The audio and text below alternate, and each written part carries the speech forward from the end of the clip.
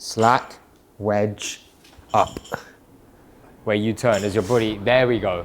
Yo, Nice and close. Sumo lifter, do you know what I'm saying to you? With all due respect to my sumo lifters, I don't rate this exercise at all. I think it's horrible. I just think it's a cheat. Yeah, now we're going to go into a conventional deadlift. This took me being very humble to listen to two youngers, basically. Like I said, I've been deadlifting longer than I've been born, but there was a lot of good knowledge. So stay for the rest of the video and we'll go into that section now. So this is where we've got, I think now there's about, we've got what, 270? Was it 230? It was 270. Yeah. It's still better, it's just a tiny bit. Where? Your hips are just raising a tiny bit. Okay, but other than my hips shooting up, my shoulders are now in line with the bar. Yeah. So before this, obviously, Jake was obviously explaining to me about my shoulders needed to be in line with the bar. On the actual day, I didn't really go into him and start talking about my pec tail and all that sort of stuff because mentally, I like to think positively when I'm actually training a session. But what I did really want to say to him is because obviously I've torn my chest, when I'm basically lining up for a deadlift, I kind of sometimes go a bit kind of further back so that basically my chest feels like it's a little bit locked in and more to the shoulder, where when I go forward, it feels like there's a bigger gap between in the armpit area, which makes it feel a little bit weaker. But he was correcting my form there, and I think I kind of picked it up. I made the adjustment quite quickly, and let's see what he's got to say. Everything looks good. Some coaches prefer it to be over the bar slightly, just so you have room for that wiggle room. So when you do raise your hips, But you're already over. So let me ask you something. If I'm further over the bar, my hips not going to be higher.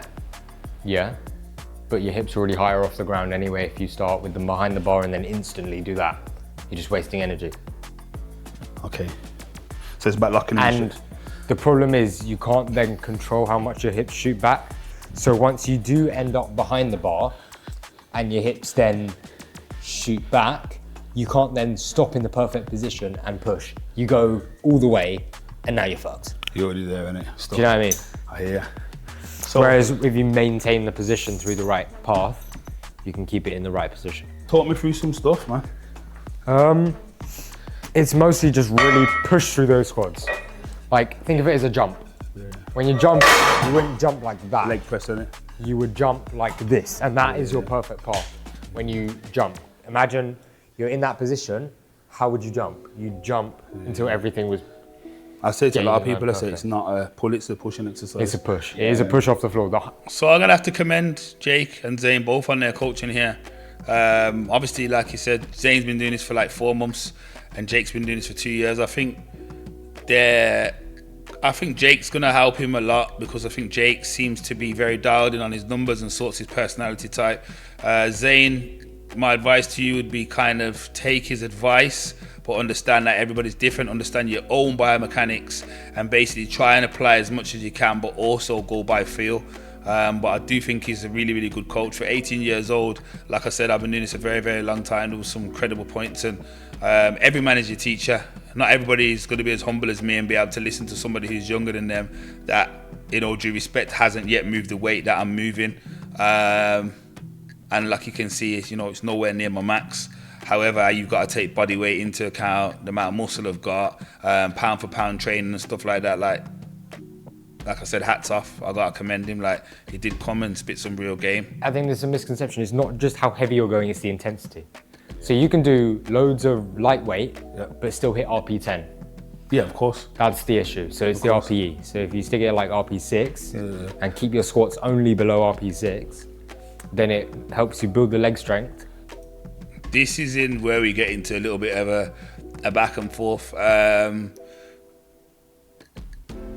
Everything Jake's saying is on point, but one of the biggest factors is lifestyle. So obviously when you're 18 and you're a bit younger and you're probably living at home with your parents, and you know, I'm not being condescending, I don't know these guys' lifestyle, whether they have to prep their own food and stuff like that, but whether your family's making your food for you and your family's buying the shop and you don't have to do the you know, the school run or this and that, or the going to work or whatever else that a grown adult's lifestyle might entail, recovery is a lot easier. So my advice to you is, if you're 18 out there, 20 years old out there, and you basically have less of responsibility, lock in, because you will never get this time back. When you get older and your lifestyle gets more complicated, trying to find that time to rest is very, very difficult, which means your recovery is going to take a lot longer. So Jake, speaking from experience, and everything he's saying is 100% right. But what I'm going to say is basically him judging his recovery based on how he recovers is going to be totally different to how somebody 20 odd years older recovers, both because of obviously DNA for starters. You know, we're getting older, the DNA is getting weaker, and lifestyle as well. Here we go. This is the 290 after a conversation about being in line, etc., and the hips.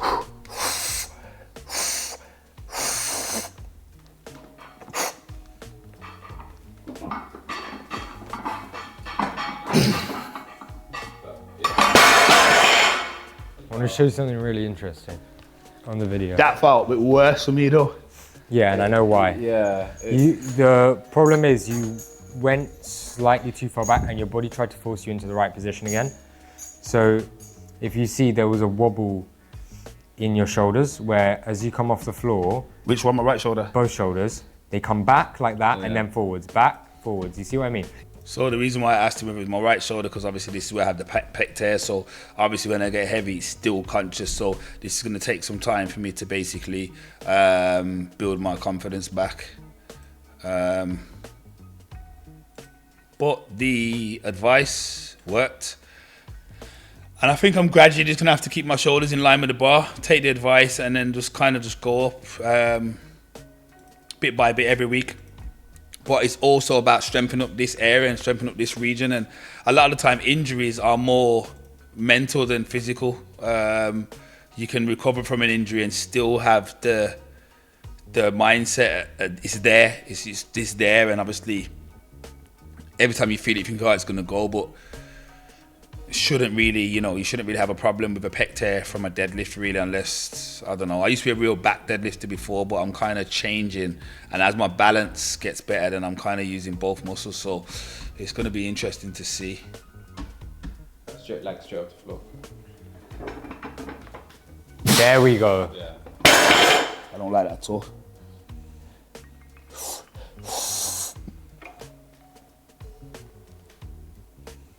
No. Yeah. So we've now got 190 on the bar, doing some stiff legs. Old man, need my pension. So tired at this time. Yeah. When you watch it back, you see the difference. Okay, let's have a debrief. Yeah. My bed is calling. Are your glutes a weak point? Nah, but I haven't been squatting. I've only just got a squat rack, so think basically not squatted for like 2.5 years, I basically. think you need to build up the glutes. How dare you ask Micquel, right, if his glutes are a weak point? Are you alright, bro? Do you know how strong these glutes are? Do you know how big these glutes are? Do you know what these glutes have done? Bro. But like I says, I like to train the muscle and activate and stuff like that. And there wasn't many more warm-up sets, really and truly. There wasn't any glute activation work. I didn't squat before I deadlifted. I haven't done any bridges in the last month or so. I haven't done an adductor machine. Abductor machine, I should say, in the last 2 months or so. So they're definitely not weak. They're just not activated. The thing is, when you're really, really big and strong, there's a whole conversation. Does that muscle get weak? Because obviously it does, but it gets dormant more so. So it's like the time it would take muscle that's been strong before to get strong again. to a time that we take a muscle that's never been strong to get strong is totally different. So should I be offended by him saying my glutes weak, or should I just basically take the criticism and understand you've been neglecting the muscle and maybe it's not where it needs to be today? It might only take 2-3 weeks before it gets powerful again, or it might just be fast asleep. But that's this whole scientific conversation. And sometimes you just have to tell yourself stuff as an athlete to basically motivate you to put you back where you need to be. Strength, because it's when you get to that lockout, I don't know if you're just stopping. It's not early. they're weak, they're just not activating because they're not getting trained. I don't know about you, but I always feel stronger just before muscles recovered. This is what I just said. Does that make sense? I get what you mean. You know what I mean? Because I get that mind muscle. I get what you at the mean. moment they've turned off. Bodybuilders, tell me, do you agree that you feel stronger on a body part when it's just before it's recovered? By that I mean if you've done back and you got to do a 1 rep max, or you've done legs and you got to do a 1 rep max, when they're slightly sore, or your biceps, okay, arms for instance, if your arms are slightly sore and they're just healing after 5 days or something from a heavy arm workout, and you need to go in and you normally have to warm up on a 10, you can now warm up on a 17 or 20 because they've got there's blood still left in there. Do you know what I mean? And he's right, your muscles are stronger when they're fully recovered, but it's just maybe a bodybuilding thing. It's an old school thing. I don't know what it is. I have to actually ask. So let me know your opinion in the comments. So the difference, what I noticed with the guy's diet also is bodybuilding. A lot of the time I'm controlling my body weight with my workout. So I looked at their diets, and obviously their diets wasn't really what I would give anybody. Do you know what I mean? I don't really particularly rate their diets either, but because I'm coming from a bodybuilding background, I'm thinking protein, carbs, fats. The diets for me was something like I've kind of never really seen before, but then I have to also remember is they're trying to stay in a weight category, whereas a bodybuilder, you're not trying to manage fatigue the same. So what we can do is throw in a load of food, go to 2,000, 3,000, 4,000, 5,000 calories, and if we want, we can just go on a Stairmaster, or we can just add an extra, drop set or 2 drop sets of squats to basically make sure we burn those calories. So I understand powerlifting, especially at this level, is way more scientific in regards to controlling weight than obviously bodybuilding is. Yeah, I'm listening to everything you're saying and taking it in. With a pinch of salt. No, I'm listening to everything you're saying, bro. I'm taking it in. But I'm saying it's not with a pinch of salt. You should take it with a pinch of salt because everyone's different. Yeah, and I know that, bro. I teach this stuff. I know all Yeah. about biomechanics. I know about blood types, the DNA. There's so many different factors to this. Do you know what I'm saying? But like I said, every man is a teacher. But as a bodybuilder, there's going to be certain things that I've done from the very, very start that were, okay, I'll give you a perfect example. Food, right? Yeah. Food, perfect example, food. There's certain foods that when you're coaching clients, you can give to one client, can't give to another client. Yeah. Those clients could have the same blood type. The difference is if that client's mom fed him that food since he's a baby, his body now knows how to synthesize that food and basically knows how to basically use that food. Do you know what I mean? Exactly, and that's a massive difference where it's like, give it to Zhaine and Zhaine's getting bloated, and Zhaine's sibling who was in the same household but didn't eat that one food, is exactly the same blood type. That was just an example, guys. It's highly unlikely that you're gonna be in the same household and not eat the same food as your sibling, unless you're really, really spoiled and your parents have got a lot of money. But coming from a low income background, you bet he was put on the table. Yeah. It's totally different. So everything, like you said, I'm not taking a pinch of salt, but everything is Individual. specific to each individual. You know what I mean? Yeah. Leverages, blood type. Yeah. Do you know what I mean? Height. Yeah. Do you know what I mean? Body composition. I mean, people everything. come to me and they say like, what's your program? And I'm like, my program wouldn't It's help for you. me. Yeah, of course. Like, I can make you a program, but I don't know you well enough. That's where you need to get a coach. See, now with bodybuilding, I can give almost anybody a program because it's pretty much pyramid sets, hypertrophy. Do you get what I'm saying? I can get anybody big. It's totally different. Powerlifting is so specific. It's a strength sport. It's totally different. You know what I mean? But yeah, it's been great having you down. Great speaking to you. I'm going to apply the shoulders over the bar. Like I said, I've not deadlifted for a while, and I've come back and I've not, with all due respect, had the freedom of a young mind to get back into it and take it in 100%. I'm kind of doing it in the background. So I'm not, like even when I'm deadlifting at the moment, I'm not thinking about my cues. I'm putting the bar off the floor because I know the time will come, and I've just been basically building back my base of strength. But yeah, it's been great having you down, taking it in, and obviously I will look at the progress and hopefully have you down again soon and see how things are going. And maybe we could talk through the squat. Come down for a SBD session. I'm down. I don't bench no more. I don't bench no more. I'm going to bench though. I'm going to bench. I mean, SD. SD, you want to do SD session? Squat, rest. Yeah. Nah, I'm going to get back under the bench. Obviously, you know, God forbid you guys never go through this, but when you go for a major injury, to get that confidence back, years ago, I used to play football, was very crap, but I tore my ACL and I had my hamstring taken out of this leg to replace. I've had 2 like minor injuries in the sport already. But you know what, you need mentality. But when you're younger, everything, bro, I'm telling you now, when you're young, you look at the world different. As you start to get old, it's like a car with mileage, bro. Do you know what I'm saying to you? Your car breaks down for the 10th time. It's not the same anymore, do you know what I'm saying to you? So you really got to look after your body. So yeah, look after your body, guys. Like I said, your car keeps breaking down. It's not the same anymore. Look after your body. We only get one life out here. We only get one body. So train safe, train smart. Yeah, so I just want to give the message that the technical stuff still matters.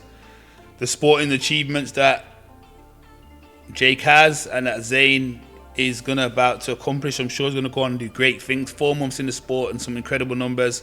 It all still matters.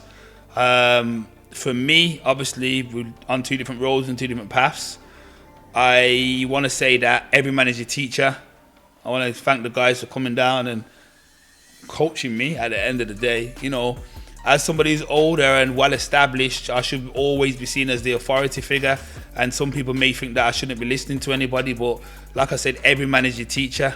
Everybody you meet knows something you don't know. So I'm going to end the video now with the outro. I'm going to find the part where these guys give you their socials. Make sure you follow them and give them some support, man. And if you want to see them back here, drop some stuff in the comments. Like, I really enjoyed this session, to be fair.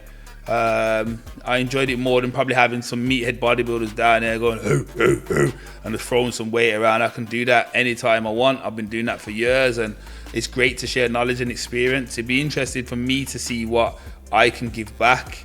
I do feel from watching the video and the session that I'm possibly going to be able to give Zhaine more than Jake, and the only reason for that is I feel like because Zhaine's only 4 months in, he's not basically locked in and hyper focused on what he does know. I feel like because he's kind of brand new, I might be able to teach him some bodybuilding stuff. I'm not saying that Jake's not open to learn, because he wouldn't be here if he isn't, but I feel like he reminds me a bit of me when I'm locked in, and he knows what he knows. He's on what he's on, and I don't think there's going to be any veering on track, but obviously he's getting ready for a world championship, so that's the sign of somebody who's focused. Maybe in the off season he'll be more flexible, and I'll be able to kind of show him a few little bodybuilding stuff that might actually help his career, because I genuinely believe if I was power bodybuilding 15-20 years ago, I definitely believe I would have been unstoppable. You know, if I knew about powerlifting from a long time ago, I definitely would have been unstoppable as well, because I didn't know about programming. I've been throwing numbers around for years, week in, week out. Like I said, every man is your teacher. I've said it a million times, and the best athletes never stop learning. Want to get anything else? Nah, I don't think there's anything else. Follow me. Hire me as a coach. Come on. Say it properly. Yeah? Do it properly. JakeLifts.08 on all socials. Nah, go next to him because the audio might be shit. Come here. Deadlifts on all socials as well. Yeah. Big up. Follow us both. Okay, cool. I just clocked Jake, said hire me as a coach. Yo, if I was local to Jake and I was a young powerlifter, I would not. Yo, he's on job, man. He's definitely going to be focused and disciplined and stuff like that. He's definitely going to hold you accountable. He's a good coach. Like, he's a very good coach. So I definitely would follow him and be interested in coaching. But don't sleep on Zhaine, man. I think Zhaine's a bit of a dark horse. I feel like he's one to look out for. 4 months in the sport and he's tearing the place up. I think he's got amazing levers. He's got an amazing physique. And wow, if I could go back to 17 and be in a position that he's in now, and having OGs like myself and other people around him and people like Jake and, you know, people from the IPF Federation teaching him about this sport, where would I be? You know what I'm saying? The world is your oyster. So yeah, good luck, guys.